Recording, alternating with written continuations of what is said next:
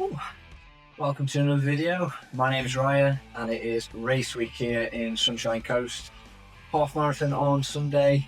Absolutely buzzing to get back on the start line of a race. It's been since February, so it's been a long time. Yeah, gonna give it all I've got with a massive send at the end of the week.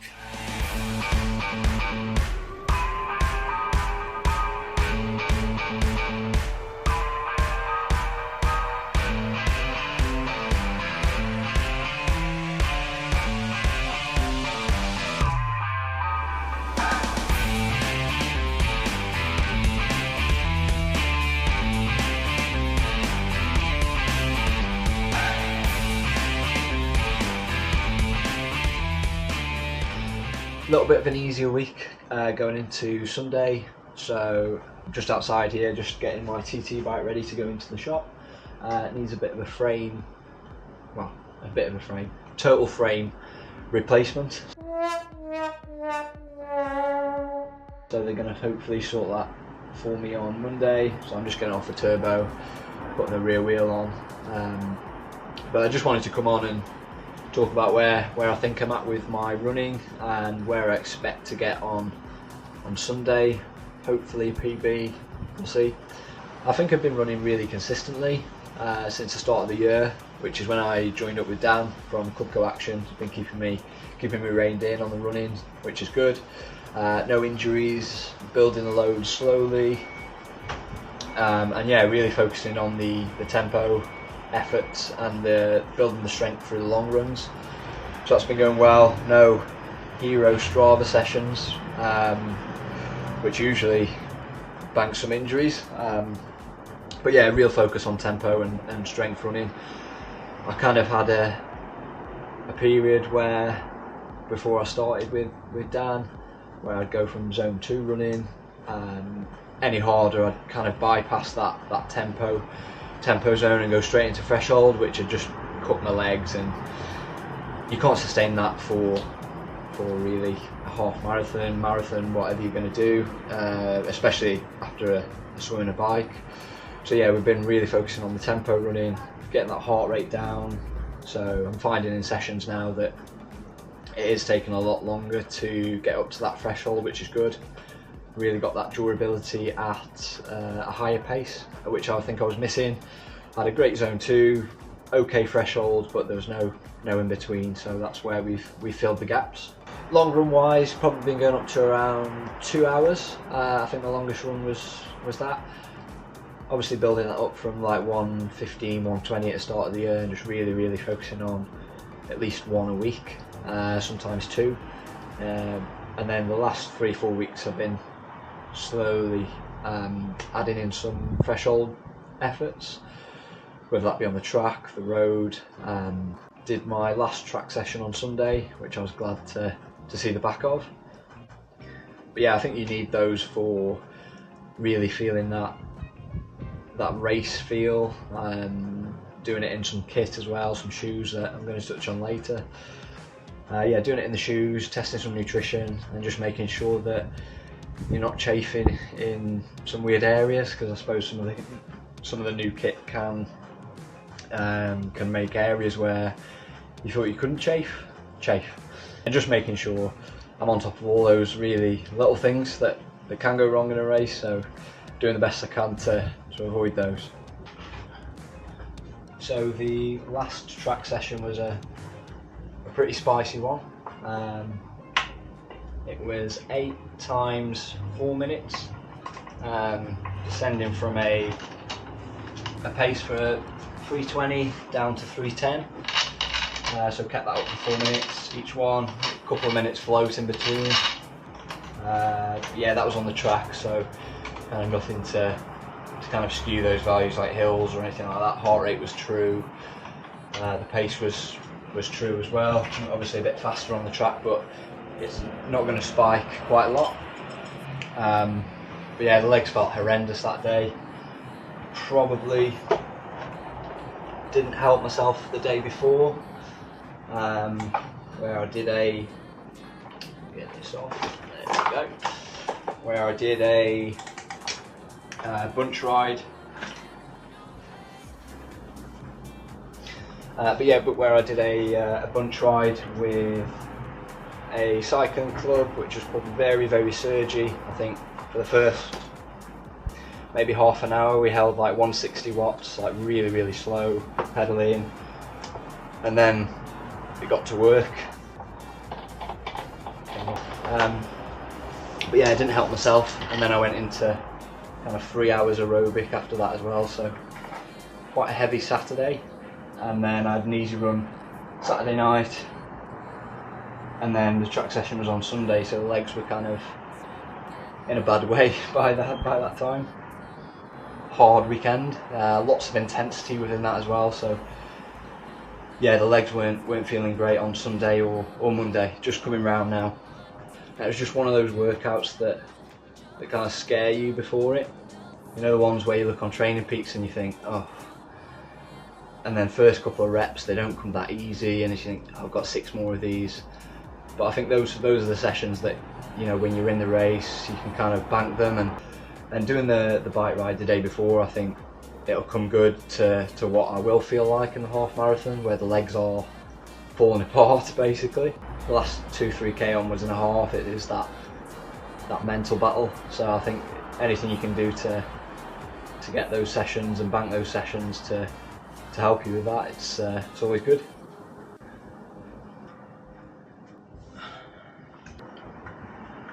But yeah, I was glad to see the back of it when I'd done it. With the easier week, I knew I had Monday totally off and Tuesday really, really light, maybe a swim, so I probably could go a little bit harder in the session, which helped. So onto the race itself then. What am I expecting from Sunday itself? I'm really hoping to go under the 80-minute mark for the first time. I've not got a lot to compare it to. I've only done one half marathon, which was 2024, start of 2024. I think I ran a 1:25, which is half decent for your first half marathon, I'd say. But yeah, I've not got a lot to compare it to over the years, and if I have progressed. I've ran a 1:25 in a triathlon before, so hopefully one would think that I could get down to 1:20, the 80-minute mark in this one. I mean, the course itself, it's not a really good course for PBs. It's not the worst. I think it's got two hills in it, about 500 metres each, so quite a gradual long hill. But you've also got the downhill after that as well. It's basically a hill. You climb it one way, come down, there's a turnaround, and you basically do the same hill again. So yeah, not the flattest course, but not the hilliest course. I think after the 6k mark, it's all flat. So yeah, it's not the worst. Probably be a headwind and a tailwind to add into that, just because it's quite coastal as well. So religiously checking the weather forecast every day, and I've also got a bad habit of going out too fast, which I'm sure a lot of people do. But yeah, in the last one, 2024, I went out way too quick. Probably suffered a lot in the last 4k. That's where I lost a lot of time. I think I was on for a 1:22, 1:23, and I think the last 4k it was just pure pain. And I think I dropped around 4:30 k's, so I lost at least like a couple of minutes in that last 4k. So hopefully there's a negative split on the cars, or at least an even split, shall we say. But yeah, I'd be interested to know what others think of those with negative and positive splits. I think it's a really hard one to navigate, just because of the different things that can come with that. I think with a positive split, you've obviously got the mental advantage. You've got seconds in the bank that you can kind of say, okay, I can go a little bit easier up this hill because I'm not chasing time, I've got loads of time, where I think it can help mentally. Whereas I think a negative split, I find that hard personally, just because you're always chasing that time. But yeah, I need to be better at that. At least an even split would be good.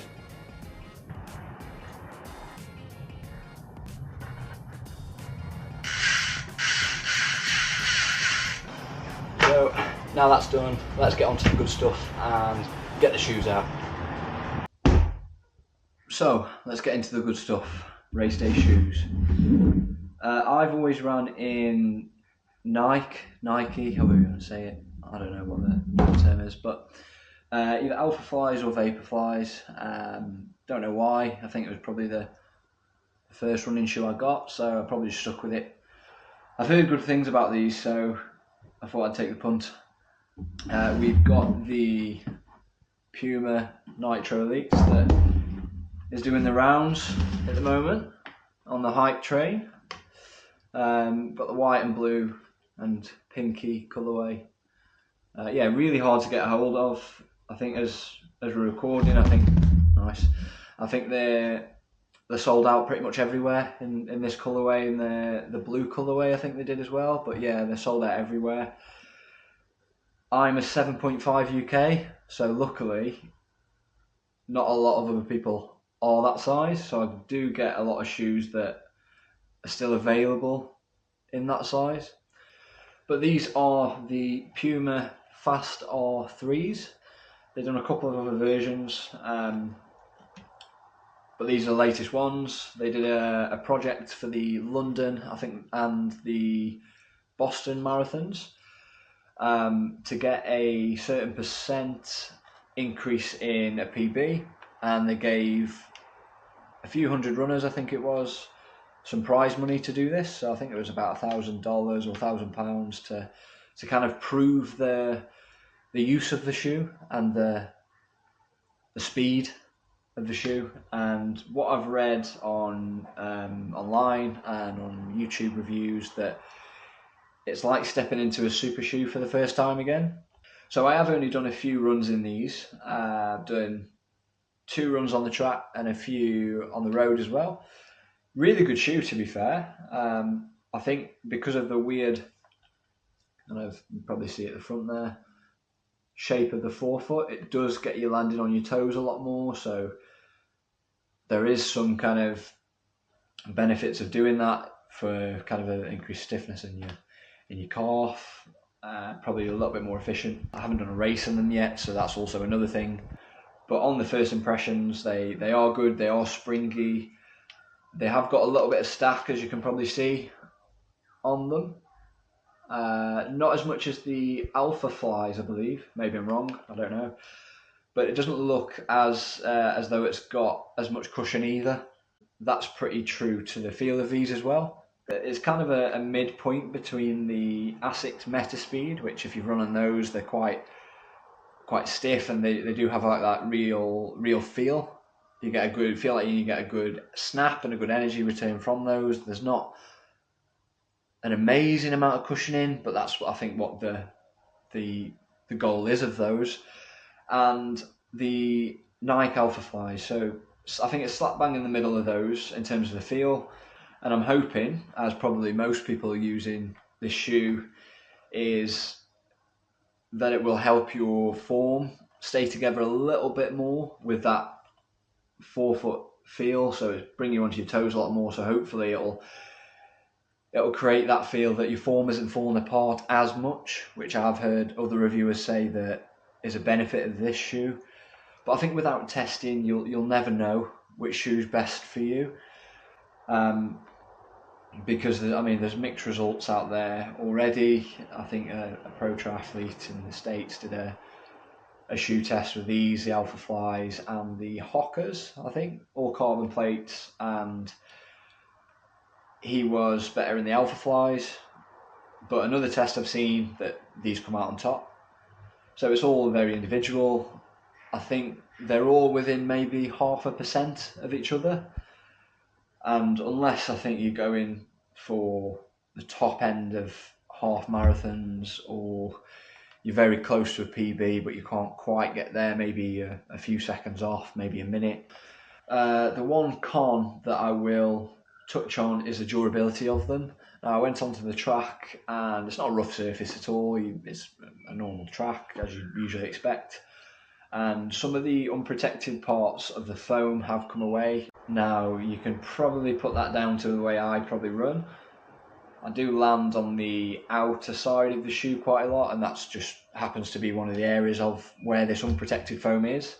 The rest of the shoes held up pretty well, but I do have a little bit of a concern for these areas if you were to go onto like a more rougher surface. So even like the road, the pavement is gonna tear them up a little bit more, and especially if you're running in like maybe some sections of gravel, which you do get on some triathlons and even some running races. You do get that gravel that you don't quite get the purchase on. I think that could really not damage, but it'd be interesting to see what it would do to that area. The comfort's really good. I feel really comfortable in these. There's no kind of lace irritability when you're tying them tight, nothing like that, and it's quite a thin upper, so I did think it would kind of pinch where the lace is, but there's a good amount of support, loads of support in the heel, especially for that forward foot landing. It can slide around quite a lot, so yeah, it's got it quite well locked down. But yeah, really interested to race in these and see how they do feel on the race day. I've got the 70.3 coming in September, so this will be a good test race to see if I stick with this or I go back to the Alpha Flies that I've previously been used to. But yeah, we'll see, and I'll let you know. Some final last words before tomorrow. Weather looks good. Atmosphere looks amazing in the expo. So yeah, it's quite a big event. Everyone here is absolutely buzzing for it. Spectators are going to be good, and I'm hoping to go under that 80-minute mark. I'm going to do everything I can to get there. Bit of a negative split planned. Talked to the coach last night and kind of went through it.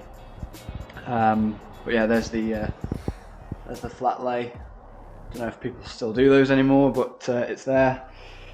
But yeah, last day, one more sleep, and then we'll get cracking. So yeah, see you in the next one. Hopefully a bit of a debrief, and then on to the 70.3. So yeah, good test session. See you later.